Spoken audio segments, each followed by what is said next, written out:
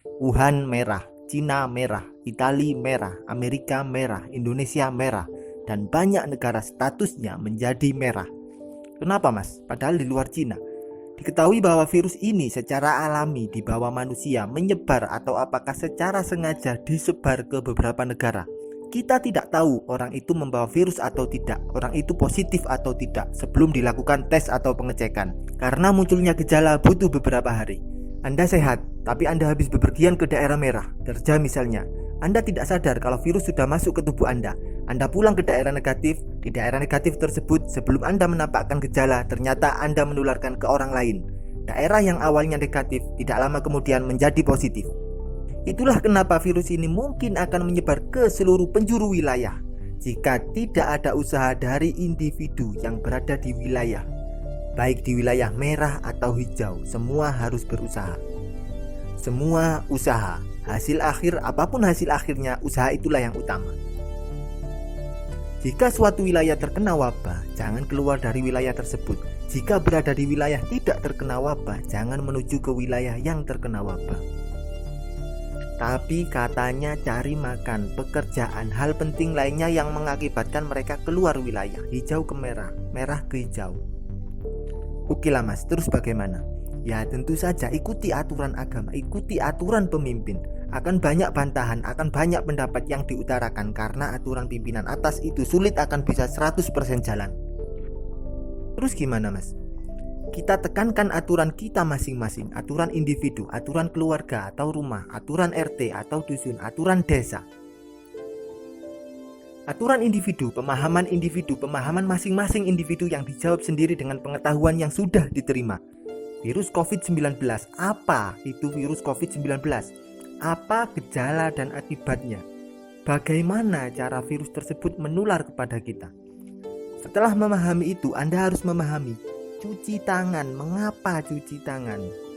Masker, mengapa menggunakan masker? Kapan menggunakan masker?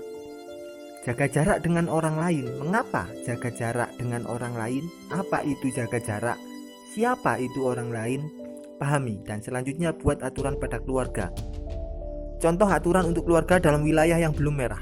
Apakah anggota keluarga pulang dari wilayah zona merah? Jika iya, kebersihan barang, pakaian, dan badan langsung dibersihkan. Larang anggota keluarga bepergian ke zona merah jika tidak diperlukan, khususnya kepada pemuda yang kurang paham. Laporkan kepada RT, dusun, atau desa jika ada anggota keluarga yang beberapa kali keluar masuk dari zona merah. Jika ada orang lain yang masuk ke rumah atau tamu dalam hal ada kepentingan yang dirasa penting, pahami siapa itu orang lain. Masker, cuci tangan, dan jaga jarak itu harus Anda pertimbangkan. Lingkungan RT, buat warga di sekitarmu mengerti keadaan. Tidak menjauhi atau memusuhi warga siapapun di lingkup RT. Atas dasar kemanusiaan, kita harus memanusiakan manusia. Lingkungan dusun, wajib lapor untuk tamu yang masuk dusun untuk dilakukan pengecekan awal. Wajib lapor untuk warga yang pekerjaan atau keperluan penting keluar masuk zona merah. Sesuai keputusan kepala desa, yang masuk atau yang keluar wajib mengenakan masker. Pada tingkat desa, kepala desa dapat membuat aturan atau keputusan, isinya tamu wajib lapor. Lapor kepada siapa? Relawan, RT, RW, Kasun, atau desa. Keperluan apa tamu tersebut? Berapa lama akan ada di wilayah kita? Dan sebagainya. Bagaimana jika ada tamu yang tidak lapor? Warga di lingkungan terdekat untuk membantu memberitahukan ke relawan, RT, Kasun, atau desa. Tamu wajib masker. Yang sangat perlu ditonjolkan adalah aturan tamu wajib masker, karena kita tidak tahu tamu tersebut dari wilayah mana, merah atau bukan. Ketika aturan tamu wajib masker sudah berjalan penuh, kemungkinan besar tidak ada virus yang tertinggal di wilayah kita, karena virus yang mungkin dibawa kemungkinan besar sudah terhalang oleh masker. Bagaimana jika tamu tidak membawa masker? Desa menyediakan masker dengan harga normal atau secara gratis dari anggaran desa atau dengan cara lain. Warga keluar wajib masker. Hal penting selanjutnya adalah jika ada warga yang pekerjaannya keluar, maka wajibkan menggunakan masker. Ini akan berhubungan dengan sesama desa lain atau wilayah lain. Jual beli dan tempat ibadah. Karena yang sering masuk ke wilayah adalah penjual keliling atau yang lainnya.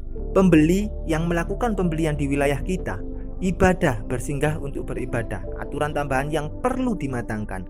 Aturan yang cukup rawan dan rentan. dan poin-poin lain tambahan aturan mengenai aturan desa. Sekali lagi, efektifkan masker dalam tanda kutip. Sudah ratusan orang meninggal di negara kita, bukan hanya daerah kota saja.